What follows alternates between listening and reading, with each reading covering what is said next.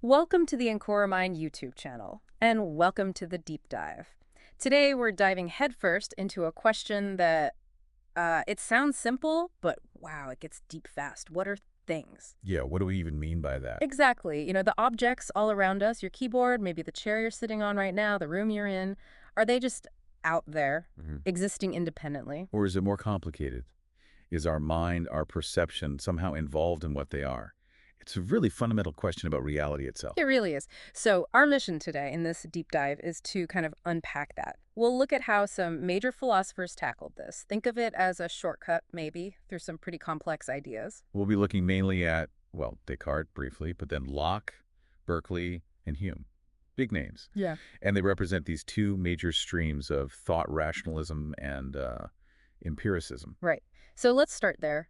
When you say look at a table, what's actually happening? It feels pretty straightforward, doesn't it? It does. You think, I see a table. Brown, maybe? Rectangular? Solid if you touch it? Yeah, just direct perception. But hang on. What you're actually getting is sensory data, right? Light hitting your retina, pressure on your skin. That raw data itself doesn't scream table. Hmm. Your mind takes that input, organizes it, compares it with the past experiences, applies the concept of a table. So the big question becomes, how much of the thing is the object itself, and how much is, well, us, our minds shaping it? And that's where these different philosophers come in with very different answers. Precisely. It's the perfect entry point. Okay, let's dive in then. First up, John Locke. He was active around the late 17th, early 18th century. That's right. And Locke was really zeroed in on the limits of human knowledge. What can we actually know? And he's a key figure in empiricism, you said. Absolutely. The core idea of empiricism is that all our knowledge, everything we know, ultimately comes from our senses, from experience. Which is different from someone like Descartes. Very different. Descartes believed in innate ideas, stuff we're born knowing. Locke famously rejected that. He argued our mind starts as a tabula rasa. A blank slate. A blank slate? Yeah. Experience writes on it. No preloaded software. Okay, so everything comes through the senses. This leads him to that famous distinction he makes, doesn't it? Primary and secondary qualities. Yes, exactly. This is central to his view of objects. So what's the difference there? Can you break that down? Sure.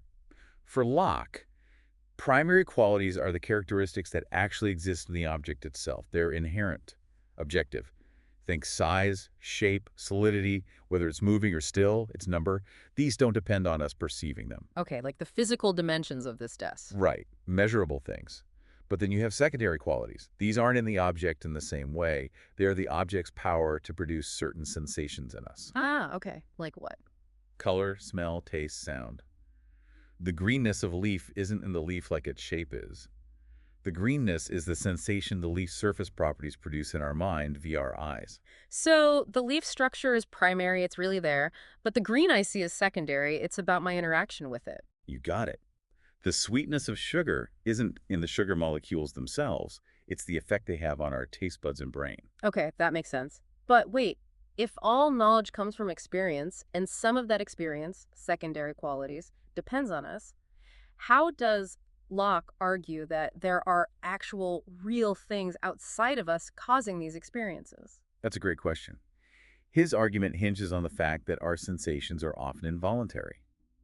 You can't just decide to feel warmth if there's no fire, or see light if you're in a pitch-black room. Right, you can't just will sensations into existence. Exactly. So Locke reasoned there must be some external reality, something out there that's producing these sensations in us. Even if our perception of, say, its color is secondary, the fact that we're having that specific involuntary sensation points to an external cause. Something is pushing on our senses.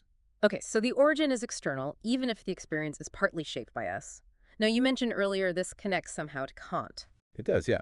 Locke's idea that we can know these primary qualities as they really exist in the external world, including things like space and time, it kind of sets the stage for Kant's later distinction between the thing in itself, the noumenon, and how it appears to us, the phenomenon. Okay. But Kant took it much further. Locke thought we could grasp the objective reality of primary qualities.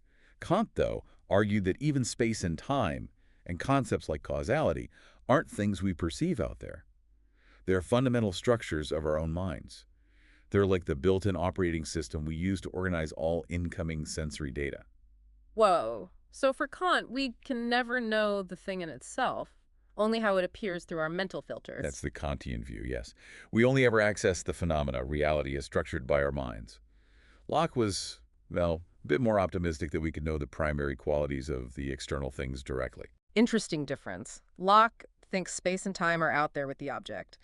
Kant thinks they're part of our mental toolkit for experiencing anything. Okay, well, brace yourself, because next up is Bishop Berkeley, and he takes things in a very different direction. Oh, absolutely. George Berkeley, early 18th century Irish philosopher, he's known for subjective idealism. It's a radical theory. Idealism. Right. So ideas, what's the core pitch? Basically, Berkeley argues that the only things that truly exist are minds, spirits, thinking things, and the ideas perceived by those minds. Wait, so no physical objects, like this desk isn't real in a physical sense, Yeah. just an idea. According to Berkeley, yes. That sounds wild, I know. But follow his logic. Step one, how do we know anything about the world? Through our senses, our experiences? Right. We see colors, feel textures, hear sounds. Berkeley calls all of these ideas. Step two, where do these ideas exist? Well, in my mind, I guess. Yeah. When I perceive them. Exactly. Ideas are mental phenomena. They exist in the mind. So Berkeley concludes, if all we ever perceive are ideas, and ideas only exist in minds, then the things we perceive, tables, chairs, trees, must simply be collections of ideas. Wow. His famous phrase is, esse est percipi. To be is to be perceived. Correct. There's no underlying physical substance, no mind-independent matter for Berkeley. Existence depends on being perceived by a mind. Okay, my brain is slightly melting, but what happens to this desk when I walk out of the room and stop perceiving it? Does it just poof, vanish? That's the obvious objection, isn't it? And Berkeley has an answer, a crucial one for his system. Okay, God comes into it. Very much so. Berkeley argues that things continue to exist even when no human mind is perceiving them, because God, the infinite, omnipresent spirit, is always perceiving everything. God's constant perception upholds the existence and order of the world. So God is the ultimate perceiver, keeping everything online with his thoughts, essentially. That's a good way to put it. Our perception is like tuning into the ideas constantly held in the mind of God. Okay, let's take a classic example. If a tree falls in the forest and no person or animal is around to hear it, doesn't make a sound, what would Berkeley say? For Berkeley, the tree itself exists as a collection of ideas in God's mind. If it falls, the vibrations, the potential sound waves, those too are ideas perceived by God. So yes, in a sense, it makes a sound within God's perception, even if no finite mind is there to experience it as sound. The existence isn't dependent on human perception alone. Fascinating. It's a completely mental reality sustained by God. You also mentioned he had issues with abstract ideas. Yes, he was strongly against abstract general ideas. Take the idea of a triangle. Locke thought we could form an abstract idea of a triangle that isn't any specific type, not isosceles, not equilateral, just triangleness. Okay. Berkeley said that's impossible. Try to picture a triangle right now. You have to picture a specific one, right? It has some particular shape, maybe a size, even if you don't focus on it. Yeah, I suppose I do. So Berkeley argued we only ever have ideas of particular things. General terms like triangle are just names we use to group similar particular ideas. This makes him a nominalist. General concepts are just names, not real abstract entities. So for Berkeley, it all comes down to specific perceptions, specific ideas, all existing within minds, ultimately within God's mind. That is quite a picture of reality. It really is a total inversion of our usual assumptions. Okay, let's shift gears again. Our final philosopher for this deep dive is David Hume, Scottish philosopher, also 18th century, and he pushes empiricism even further, right, into skepticism. That's right. Hume is arguably the most rigorous and perhaps radical of the classic empiricists. He took the all knowledge comes from experience idea and really stress tested it, examining exactly what experience can and cannot tell us. And found it tells us less than we think. In many ways, yes. He made a crucial distinction early on. He divided all human knowledge into two categories, relations of ideas and matters of fact. Okay, what are those? Relations of ideas are things like geometry, algebra, arithmetic, basically logic and math. They're true by definition, like all bachelors are unmarried or 2 + 2 = 4. Their truth doesn't depend on anything existing in the real world. You can know them just by thinking. Got it. Self-contained truths and matters of fact. Matters of fact are statements about the world. The sun is shining, water boils at 100 degrees Celsius. We can only know these through experience, through observation or testimony based on observation. And importantly, their opposite is always conceivable. It's not logically contradictory to imagine the sun not shining. Okay, math logic versus statements about the world learned through experience. Seems clear enough. So where does the skepticism creep in? Well, Hume argued that any statement or belief that doesn't fall into one of these two categories, that isn't a logical truth or something verifiable by experience, is essentially meaningless, or at least unfounded. And this has huge implications, especially for causality. Ah, cause and effect. You flip a switch, the light comes on, A causes B. Seems pretty basic. It seems basic, but Hume asks, what do we actually observe? We observe event A, flipping the switch, followed consistently by event B, light comes on. We see this conjunction of events happen repeatedly. Right, constant conjunction. Exactly. But do we ever observe the necessary connection? Do we see the causing itself, the force or power making B happen after A? Hume says no. All we ever experience is the sequence. So the idea that A causes B is something we add. Precisely. Hume argues our belief in causality is this psychological habit. Because we've seen A followed by B so many times, our minds develop an expectation. When we see A, we just anticipate B. This feeling of expectation is what we mistake for perceiving a necessary connection. It's a custom of the mind, not a feature of the world we directly observe. Wow. So cause and effect is just a really strong habit of thought based on repetition? That's Hume's analysis. And this leads him to question fundamental principles like everything must have a cause. Is that a relation of ideas? No, says Hume, its opposite is conceivable. Can we prove it through experience? No, we only ever see particular causes and effects. We can't observe all possible events to confirm it universally. So for Hume, even that basic principle is just another strongly held belief, not certain knowledge. That really shakes things up. It makes you question how we understand, well, everything. You mentioned a quote from Hume. Yes, it's a famous one from his Inquiry Concerning Human Understanding.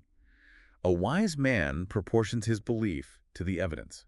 What does that mean in practice? It means the confidence we place in any belief should match the strength and consistency of the evidence supporting it. If you have lots of consistent experience suggesting something, okay, believe it strongly, though never with absolute certainty about matters of fact. But if the evidence is weak, contradictory, or non-existent, then you should withhold strong belief. Be skeptical. Be cautious. Sound advice, really. Seems very relevant today. But back to our core question. What about the external world? Does Hume think tables and chairs exist outside our minds? Here again, Hume is a skeptic. Can we prove definitively that an external world exists independently of our perceptions? Hume argues no. All we ever have direct access to are our own impressions and ideas, our perceptions. So, similar to Berkeley in a way, it's all mental. Not quite. Berkeley asserted reality is mental and upheld by God. Hume is more skeptical. He readily admits we all have an incredibly strong, practically unavoidable belief in an external world. We act as if objects continue to exist when we don't perceive them. Why do we believe it so strongly then if we can't prove it? Hume attributes this belief to the coherence and constancy of our experiences. Our senses generally agree with each other. Objects tend to reappear predictably. This stability leads our imagination to invent the idea of continuously existing independent objects. It makes sense of our experience. So it's a useful belief, a kind of mental shortcut. Exactly. For Hume, it's a kind of natural belief, or perhaps a helpful fiction. It's essential for navigating life, but it's not something we can claim as rationally justified, certain knowledge. It's founded on custom and imagination, not proof. Okay, let's try to quickly recap this philosophical whirlwind. We started with Locke. Who believed in a real external world with primary qualities we can know, causing our sensations. Then Berkeley came along and said, nope, it's all mental minds and ideas, and existence means being perceived, ultimately, by God. A radical idealism. And finally, Hume, the empiricist skeptic, saying, well, hold on, all we really know is our own perceptions. We can't prove an external world or even necessary causation, but we develop strong beliefs about them based on habit and the patterns in our experience. That captures the progression really well. From the kind of common sense realism, Locke, through idealism, Berkeley, to a profound skepticism about the limits of human knowledge based purely on experience. It's genuinely fascinating how they start from similar points, thinking about experience, and end up in such wildly different places. It definitely makes you pause and think about your own assumptions. It really does. So, thinking about these perspectives, for you listening, which one kind of clicks? Does Locke's view feel most intuitive? Or does Berkeley's idea that reality is mental resonate? Or maybe Hume's skepticism seems most honest about what we can truly know? It's worth asking yourself, yeah, and maybe thinking about why one view feels more compelling than the others? What assumptions are you bringing to the table? And taking it a step further, how does thinking about this stuff actually impact, well, anything? Does exploring these ideas change how you interact with the things in your everyday life? Does it make you think differently about what's real versus what's your perception? About how reliable your senses are? It's definitely food for thought, something to chew on long after this deep dive finishes. And it shows how these, sometimes seemingly abstract philosophical questions really get at the heart of our experience. Absolutely, and exploring those connections is what we love to do here. So thanks for joining us on this exploration of what things might really be. It also tees up interesting questions for later, doesn't it? Like how these ideas influence psychology, cognitive science, our modern understanding of perception. Oh, definitely. Material for future deep dives, for sure. But for now, we hope this gave you a new lens through which to view the world around you. Questioning assumptions is always valuable. Couldn't agree more. Don't forget to subscribe to Ancora Mind for more inspiring content.